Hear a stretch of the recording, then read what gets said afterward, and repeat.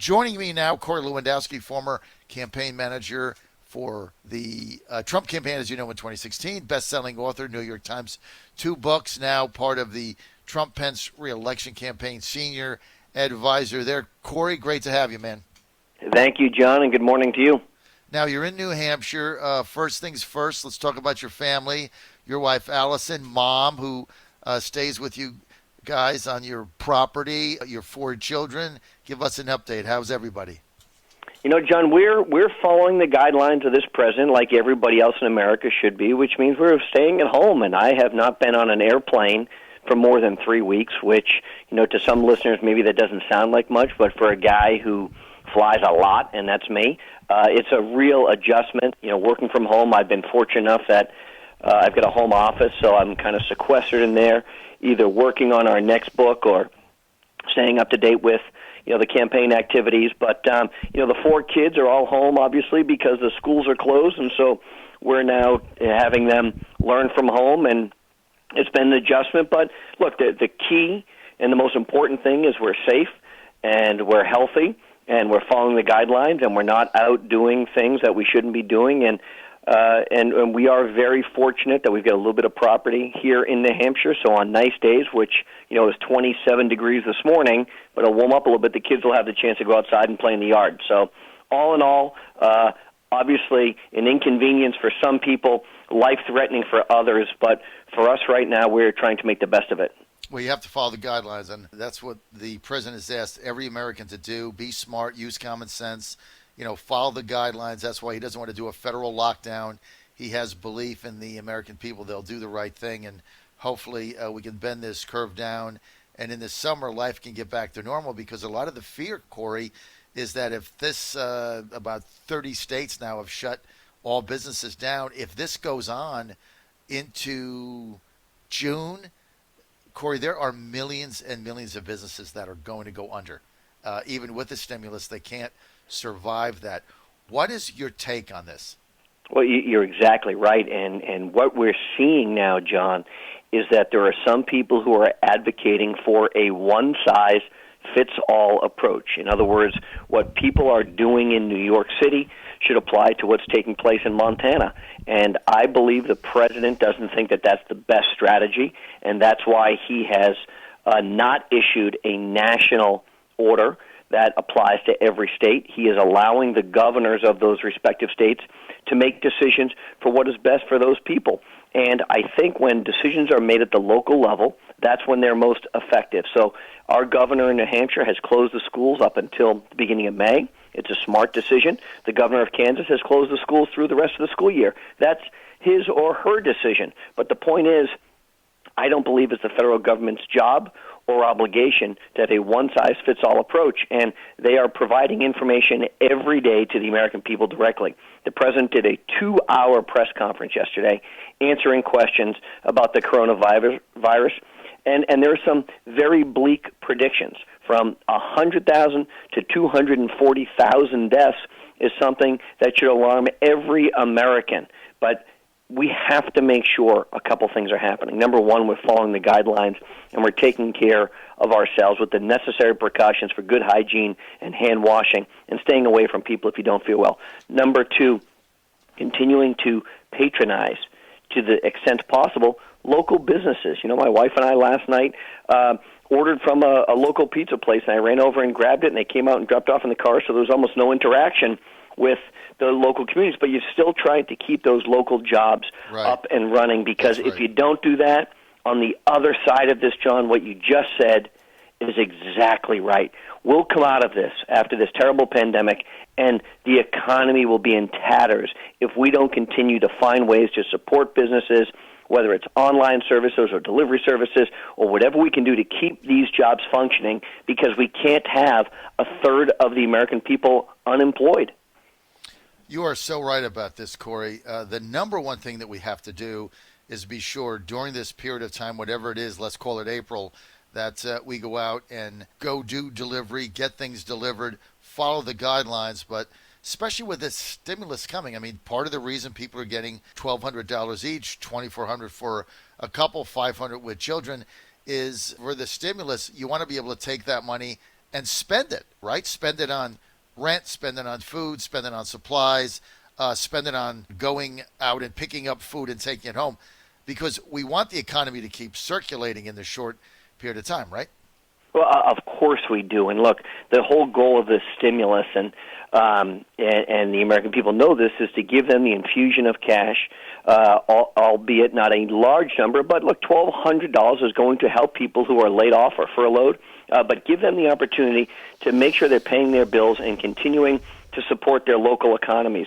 I talked to our local elected official, Bruce, here in town, and he said, people aren't out buying new cars right now, which means the revenue from car registrations is down in town, and every community is going to grapple with this economic downturn in their own individual way.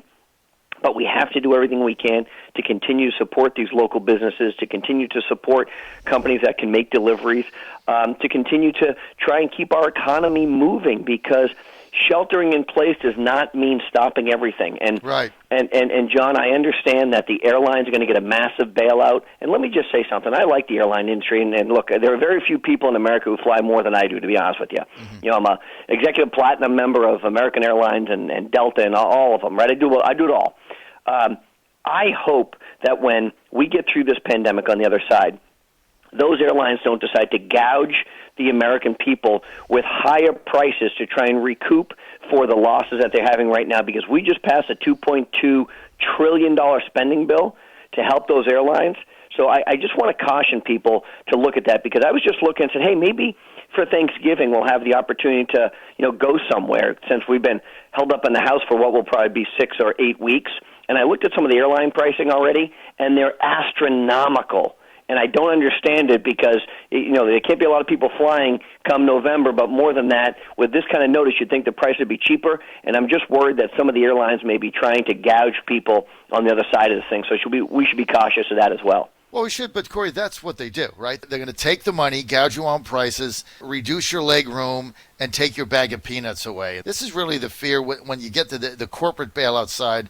What a lot of people have, the small business piece of this. I've got Alfredo Ortiz from the Job Creators Network coming down in about 20 minutes, and we just went through the application for our business. Much to our shock, it took under an hour to do this. Now, we expected, when we went through the SBA for the disaster relief, Ann started at 9 a.m., and at 5:20 p.m. she was done. It took her 8 hours and 20 minutes, and I think I brought her up a sandwich. Took 8 hours. The application for the business loan that has gone through the Department of Treasury took under an hour. So hopefully that's a good sign for this to come. Corey, I want to talk a little politics here. You're a senior advisor, Trump-Pence 2020 campaign. Give us insight. How is the campaign operating? There's no rallies. You can't go door to door. How is it operating now? Well, we've really moved the campaign, John, from in front of people to virtually. And, we did an event last night with Mercy Schlapp, a virtual event. So we're bringing people online. We're bringing people to communicate with us via the phones and coming up with new ways to keep our volunteers engaged. And what we've tried to do is, utilize this notion that a lot of people are at home and they're no longer at their offices anymore. So how are we best communicating with them? We're finding, obviously, more people have time to talk on the telephone. More people are willing to call volunteers. More people are willing to have conversations with their neighbors right now than they would have before, because, candidly, life has slowed down dramatically. No one's driving their kids to 16 different sporting events in a day anymore. No one's running around like they used to because of this pandemic that is transpiring. So we're seeing an opportunity to connect with volunteers who are willing from their homes to make phone calls, and we're seeing great responses to that. And we're continuing to monitor all of the television networks, all of the radio networks, and continue to point out the gaffes of Joe Biden, because I know there's a lot of speculation and conjecture right now that Governor Cuomo may run for president. The truth is, Joe Biden has about a 350 delegate lead over Bernie Sanders right now. That is all but an insurmountable lead. Cuomo is not on the ballot anywhere, and the truth is, when it comes to getting elected or getting your party's nomination, you have to get delegates, and Joe Biden is going to have those delegates in place, whether they have their convention or not. So Joe Biden is going to be the Democrats' nominee, and we are going to continue to point out all of the discrepancies of what he said and what he's done over his 36-year U.S. Senate career, his 8 years as the vice president, and now as the potential Democratic nominee. You're on the John Fredericks Radio Network. We're with Corey Lewandowski. Corey is the senior advisor, Trump Pence 2020. He's also the best-selling author, New York Times best-selling author of 2 books, Let Trump Be Trump and Trump's Enemies. You can get those on Amazon or online now. You can't go to bookstores. They're closed. You got to go to Amazon or your favorite bookstore online to get those. So, Corey, let's get to Biden a minute. I'm finding it now painful, as many people are, watching him fumbling through a Facebook Live event or an interview from his basement in Wilmington without a teleprompter there. He can't seem to figure out where he is, what he's saying. A lot of people wondering if he's up to running for president. And I'm not saying this to be mean. I'm just asking you, as a senior advisor to the Trump-Pence campaign, looking at this candidate fumbling his way through basic friendly interviews on MSNBC where he's embarrassing himself. Is he going to be able to stand up and actually be the nominee and get through a campaign based on what you've seen in the last 2 weeks? John, what we know is that by and large, the members of the mainstream media are in the tank for the Democratic Party. So, it's not like they're asking Joe Biden the tough questions. It's not like he's getting, pummeled at a daily press briefing like this president is on his response from everything from the coronavirus pandemic to, the price of tea in China, if you will. Right. So Joe Biden is in what I call the honeymoon period, right? He's going on MSNBC, he's going on CNN, he's going on very favorable networks to him, and he's still struggling mightily to come up with responses. I watch a Twitter feed this morning of Joe Biden where he was on MSNBC and he couldn't think of the words. I had to look down at his notes. It was a 25-second interview, and he had to refer to his notes on the table that he was sitting at in his basement to just respond to a very simple question. Those things are going to come back when people are starting to focus on the campaign again. I don't think we're going to see a primary focus on the campaign through the month of April right now. I think maybe May, possibly June, is when we'll be able to have that opportunity again. And what I heard from Joe Biden, and maybe I read it somewhere, was that the Democrats are potentially looking at either postponing or canceling their convention this summer. And so, look, that will be a big opportunity that they will have missed. And I think it's probably so Joe Biden doesn't have to go and make a fool of himself in front of the American people that would be watching this every single day, because while he might be able to read a teleprompter, the Democrats will not be able to prevent him from doing interviews without that teleprompter in front of him. And that gaffe after gaffe, which he has been proven to continue to have, is going to doom his campaign. That, plus he's running against the best candidate the Republican Party has put up in 100 years. Corey, I think you're spot on with that. You're the first person I've heard say that the Democrats are going to angle towards canceling their convention. They can simply say it's because of safety. They don't want 30,000 people crammed into a small spot in July. Maybe August is better for the Republican convention in Charlotte, but I see that being canceled. But I think the real reason is you just nailed it. They don't want Joe Biden to be exposed for days on end to 100 interviews by 100 different people and then have to get up there and make a speech in front of everybody for an hour and a half, which is about customary when you accept that kind of a nomination. So I think they'll find a way to protect them from that, and certainly canceling their convention in Milwaukee is one way to accomplish that, right? Well, it is, and it also allows the Democrats to get past this notion of a brokered convention, because things are going to be very different now, and they can use the coronavirus to say that we're not going to have this convention. Joe Biden now has officially secured the nomination. He's our nominee, and it will allow Joe Biden to pick what I think will ultimately be Elizabeth Warren as his running mate to try and bring back the Bernie Sanders supporters who are going to be disenfranchised that once again this nomination was stolen from them. But really, this is the potential of limiting Joe's exposure to mainstream media outlets who would actually ask him tough questions. You can't just keep going on MSNBC and answering the puff questions. At some point, when you are the candidate for president of your respective party, you have to do interviews. And I just finished reading Jonathan Karl's book, and Jonathan Karl is the chief White House correspondent for ABC News. And he said in his book, Donald Trump, during the campaign, did 17 sit-down interviews with ABC News alone, one-on-one, 17 of those, and those were not easy. Those were Jonathan Karl, that was George Stephanopoulos. I think we did 70 or 80 or 100 interviews with the New York Times in the primary alone. I mean, so, Donald Trump has faced the toughest that the media has to offer and has always come out stronger on the other side. Joe Biden won't have that same luxury. Well, especially at the convention, because as you know, having been involved in the 2016 one, when you're the presumptive nominee and the nominee at the convention, I mean, you're interviewed by everybody. You're on TV constantly, and you got foreign press and everything else, and there's nowhere to hide. And there's not the bubble that Joe Biden's got right now. I mean, every time I see an interview, it's MSNBC, it's NBC. It's people that are going to ask him, as you say, the puff, easy questions, and he's fumbling through that. When it gets tough, I don't know what he's going to do. I think also, I want to talk a little bit about his response to the coronavirus. Every day he puts out a lie. What is up with that? Well, look, Joe understands that he's trying to make news right now. He doesn't have any plan. He says, what I'm going to do is I'm going to put everybody in a room and we're going to listen to, what the experts are saying. Well, Donald Trump has been doing this and made swift and decisive decisions from the beginning of January when he started halting flights coming in from China, where he was widely criticized by members of the media and members of the Democratic Party. Joe Biden has no plan, so when you don't have a plan, you just make things up and just lie about them. What we're going to see potentially today, John, is the release of Joe Biden's fundraising numbers. The quarter ended last night, the first quarter. He's required to disclose that information now, and we're going to see how much support Joe Biden really has. My guess is the Democrats are going to be in complete disarray because it's been very difficult to raise money in this particular climate.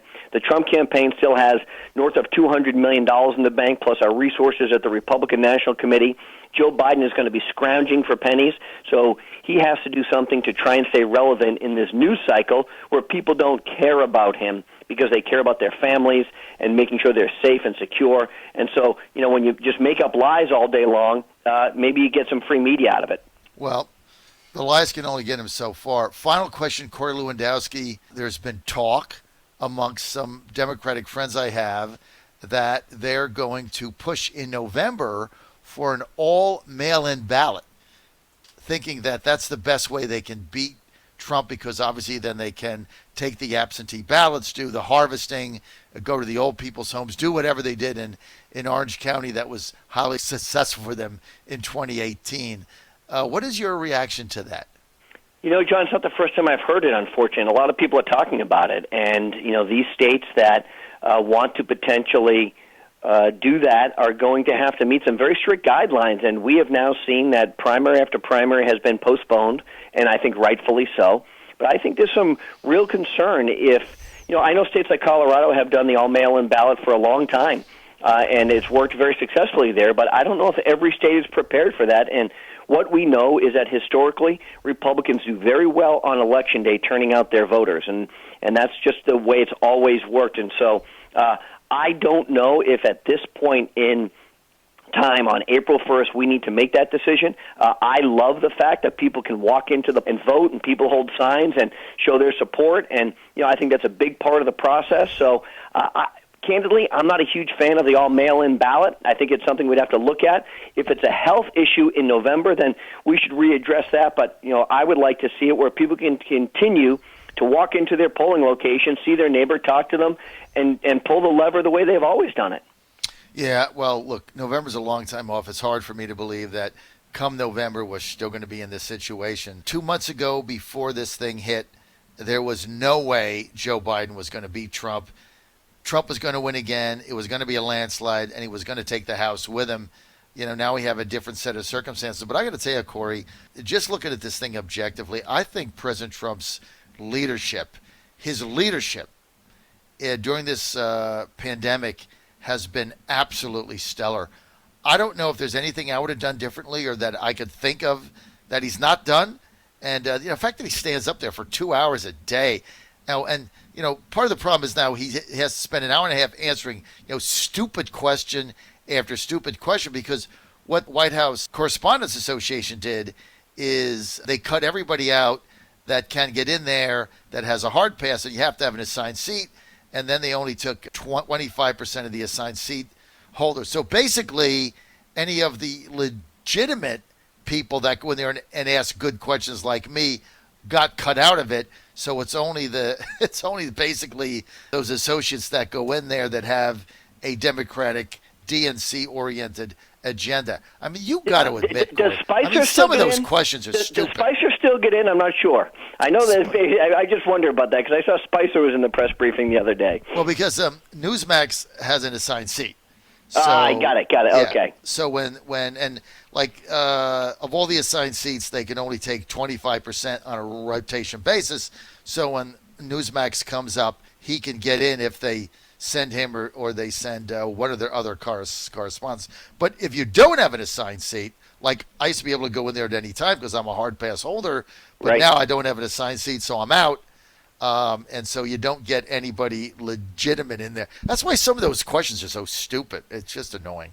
I mean, can you imagine anybody else sitting there for 2 hours and just fielding question after question after question? Just the stamina that it takes to do that, to be on for that kind of time and to sit there and do it. Nobody else would do that. I mean, historically, presidents would come in and something like this, they would answer questions. 3 or 4 predetermined individuals would say, okay, you or you or you, and then they would get out and they would leave. The president stands there and just keeps talking to the American people because he wants to over-communicate, and he has done a very, very, very good job, he and the vice president, of keeping the American people aware of what we're up against right now. All right, man. I want to thank Corey Lewandowski for being with us at home in New Hampshire with his fam, practicing social distancing, doing exactly what the president has asked of us. Hey, Corey, thanks for being with us. My best to Allison and the family. All the best, John. Thank you.